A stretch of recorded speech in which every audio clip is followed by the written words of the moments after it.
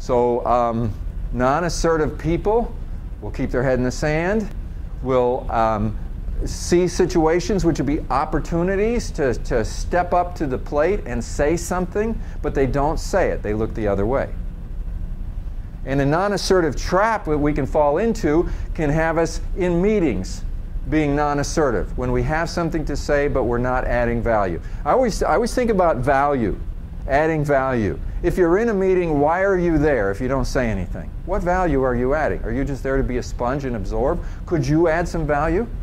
Maybe there's some things that you could share. Maybe there's some ideas that you could express in the meetings that you attend that you don't because, for one reason or another, you don't have the habit of being assertive.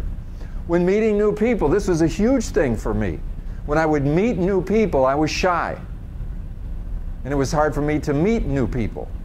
Well, bottom line is when you get into the business world, you're meeting new people all the time.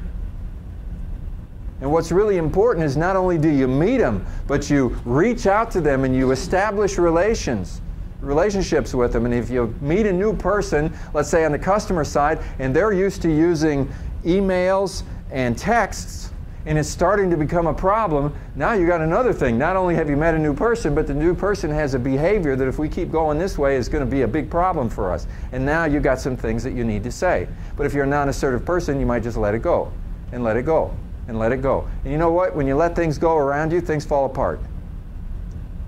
And we're in the job of being leaders, which means we cannot afford to be non-assertive. In interactions with senior managers, I'm always amazed where I can be working with somebody and we're in a meeting and it's peers or people they're comfortable with, and they speak up and they share their ideas and everything is great, but just let some manager come in from 2 levels above them and now they clam up. They don't say anything. Why? Because I don't want to say something stupid while this person is here. I don't want to make a bad impression. Believe me, if you're not contributing, you make a bad impression. Because the question is sometimes, you know, if that senior leader, if they're in meetings with you very often, first of all, you may be invisible to them because you never say anything, so they don't even notice you. But if they do, they may notice the fact that you don't contribute anything, and they may wonder about that. So there's risk if you say nothing. There's risk if you say something. Probably the risk if you say something is greater than the risk of saying nothing, which is why most people say nothing. But what we have to do is take more risk. If you have decided to be a leader and an influencer, then you've got to take more risk than you've ever taken before. There's a lot of benefit in interacting with senior managers to stepping out and learning how to connect with them in new ways. You can actually influence them.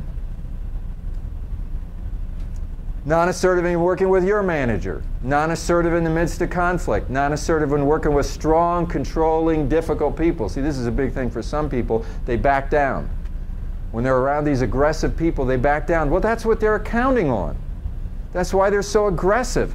They're so good at getting people to back down and getting their way, and it's working with you too. See, I'm sorry. I don't let aggressive people get their way. I'm not going to back down. But I'm not going to fight them on their own terms. I want to be smarter than that. I want to think of ways that I can communicate with them that will help them to understand that they don't have to act like that around me. Maybe they do with other people. You know, to get me to listen, you don't have to yell at me. And sometimes I'll do that right in the middle of a conversation. They're acting really aggressive as though I'm not being cooperative. I go, man, I'm listening to every word you say, and I want to cooperate. Why do you feel the need to talk to me like this? And if you can pull it off and you say it in the right way, they'll go, yeah, right. If you can't pull it off in the right way, you just make matters worse. It just escalates. It just escalates. But if you've never practiced, you don't ever know how to get good at it. When you're practicing it all the time, you know, see, the other thing is, little kids, we tell little kids how to do stuff, and we don't even believe what we tell them. We say, sticks and stones will break your bones, and words will never hurt you. But yet, we are so afraid of words. Now, whenever I say that, people say, yeah, but words will hurt you. There's retribution. There's all this kind of stuff. Oh, come on.